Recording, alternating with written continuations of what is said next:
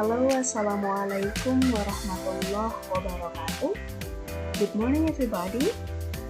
Well, in this meeting, we are going to talk about language teaching and learning material.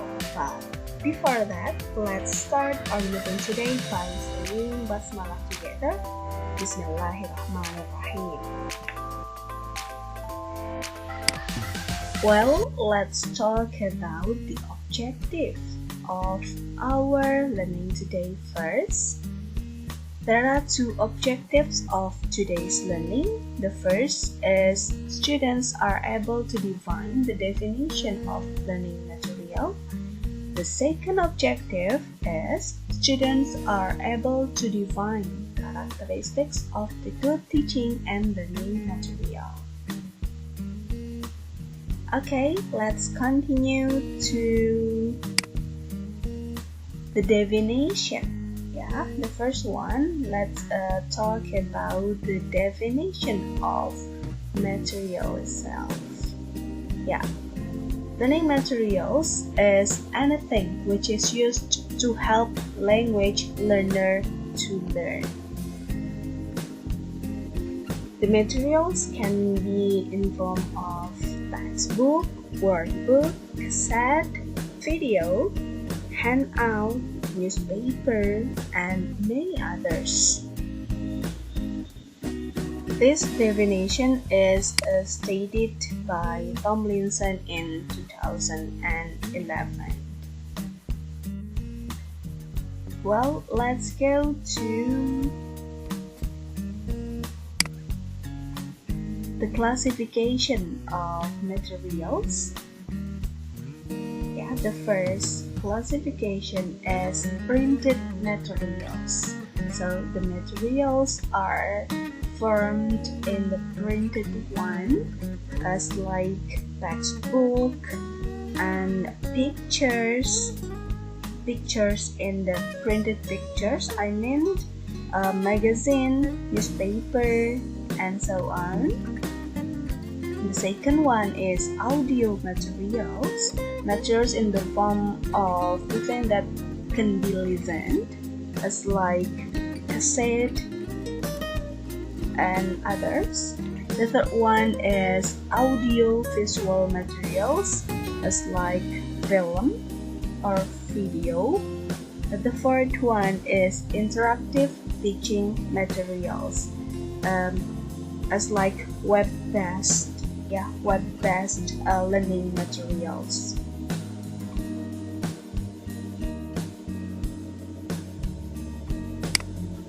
The next part is characteristics of good language teaching materials. There are many characteristics of good language teaching materials, and we will talk one by one. Well, the first characteristics is materials should achieve impact. Ya, should achieve impact, or materinya itu harus memiliki pengaruh yang kuat. So the impact can be through novelty, using unusual topics, illustrations, and unusual activities maybe, or using a variety in the materials, such as attractive colors, space, or interesting photographs. The second characteristics of good language teaching materials is materials should help learners to feel at ease. Atau materi harus dapat membantu untuk memudahkan learners, ya, untuk memudahkan para pembelajar. The materials can be in form of text and illustration that the learners can relate to their own culture. So the learners can be easier to comprehend the meaning or the context of the teaching process. The next characteristics is materials should help learners to develop confidence. Nah, the materials can help learners to develop confidence maybe by providing project-based. By doing project, the learners can improve their confidence. The next one is the teaching materials should relevant and useful. It means that the materials what is being taught should be perceived by learners as something that are relevant and useful for them. It can be related to ESP, English for Specific Purposes. It can be relevant to their work, workplace, their job, and so on. And the material can be useful for them.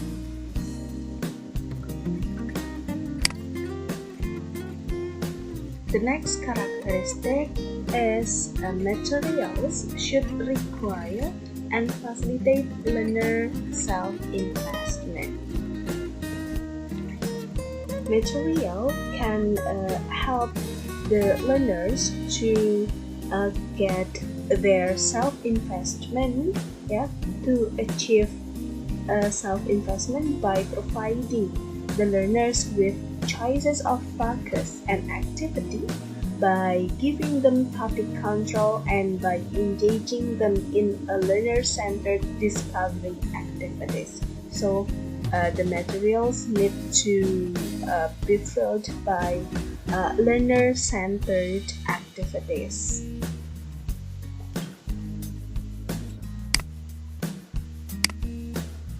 The next characteristic is learners must be ready to acquire the points being taught. Jadi learners itu harus siap untuk menguasai hal-hal penting yang akan diajarkan.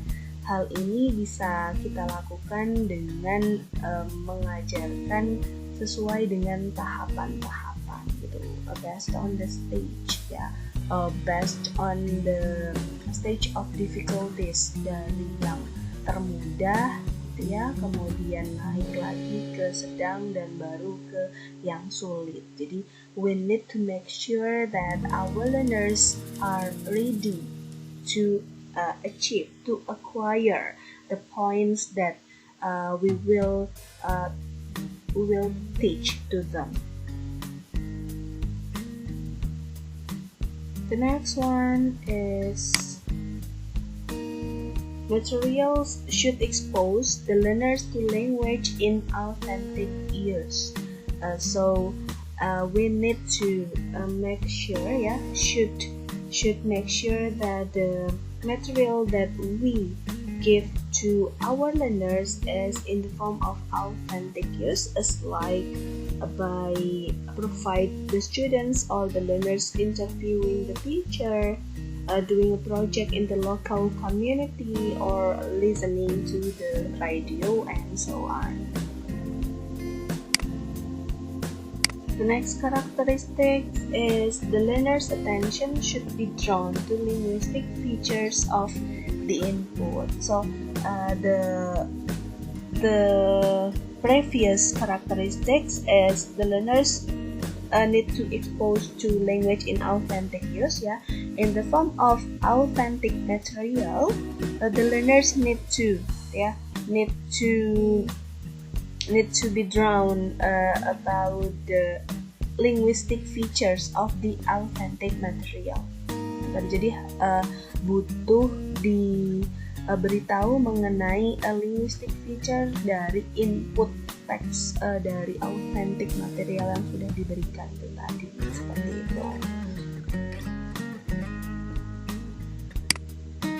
Well, the next characteristic is materials should provide the learners with opportunities to use the target language to achieve communicative purposes. Jadi bagaimana materi itu sebaiknya memberikan kesempatan bagi learners untuk menggunakan, untuk mempraktekkan target language itu agar bisa berkomunikasi. Jadi butuh praktik ya.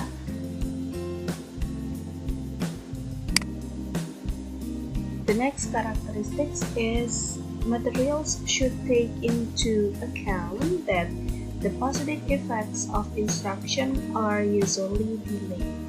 Jadi di sini materi itu diusahakan dapat menjamin learners itu dapat mendapatkan manfaat positif gitu, dari mempelajari materi itu. Kemudian the next characteristics is the material should take into account that learners have different learning styles. Our learners are unique, they are different among others. Gitu. Jadi learners itu berbeda antara satu dengan yang lainnya ya. Learning styles mereka juga berbeda-beda. Ada yang visual learners, ada yang auditory learners, kinesthetic, dan yang lainnya gitu. Jadi we need to memperhatikan tentang learning styles mereka sebelum menentukan materi-materinya. Nah, seperti kalau untuk visual learner kita butuh memberikan gambar-gambar tertentu ataupun perpaduan warna yang menarik agar learnersnya itu lebih bersemangat untuk belajar, seperti itu. Jadi perbedaan dari learning styles dari learners itu harus diperhatikan juga.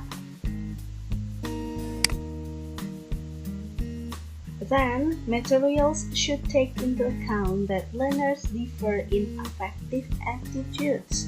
Tadi learning style-nya yang berbeda, sekarang di affective attitudes-nya, perilakunya itu berbeda antara satu dengan yang lainnya. To face this difference, we can providing choices of different types of text, mungkin jadi jenis teksnya yang dibedakan agar untuk mengantisipasi perbedaan sikap. Kan kadang pembelajar itu ada yang suka dengan bentuk teks yang seperti apa, itu sehingga we can provide choices of different types of text or different types of activities and providing optional extras for more positive and motivated learners, and then we can also provide a variety in our teaching materials. The next characteristic, materials should permit the silent period at the beginning of instruction.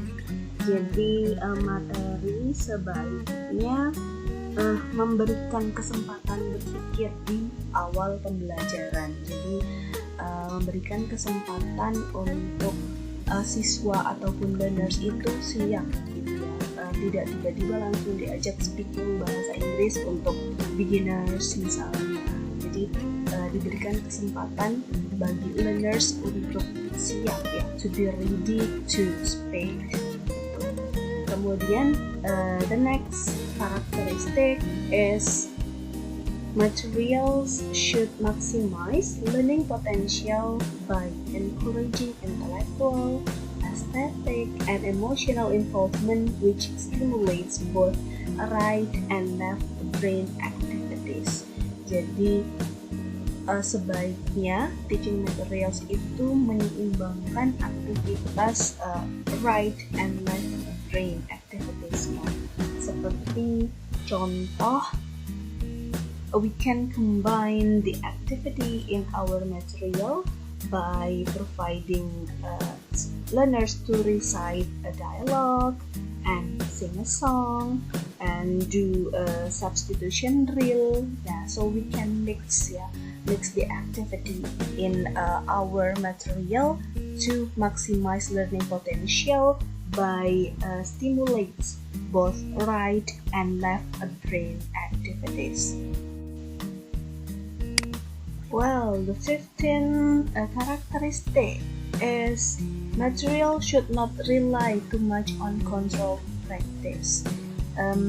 As we know, when we find out the material in textbook, we sometimes find about dialog ya. Jika kalian pernah mengamati dalam textbook itu banyak sekali yang berisi tentang dialog, dan kemudian siswa atau learners itu harus mengikuti dialog itu plek ya, sama persis dengan dialog itu. Nah, we need to avoid that gitu.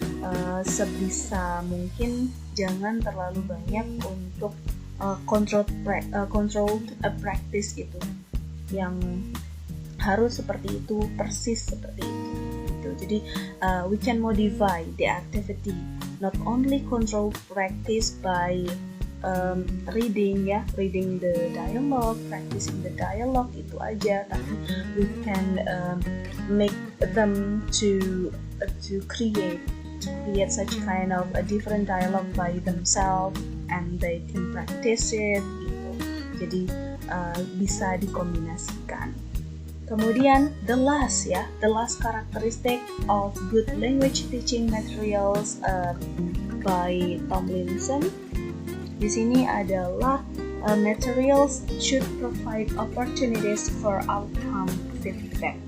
Jadi memungkinkan bagi learners itu menerima feedback dari teachers ya. We as a teacher, we need to give the feedback to our learners. Okay, we have a talk about the definition of material, and then the classification of material, and the characteristics of good language teaching and materials. And the material is the thing that we use to support learning and teaching process to achieve the goal or objectives in learning and teaching process. And we hope that we can provide the good learning and teaching materials for our learners. So that's all for today's video.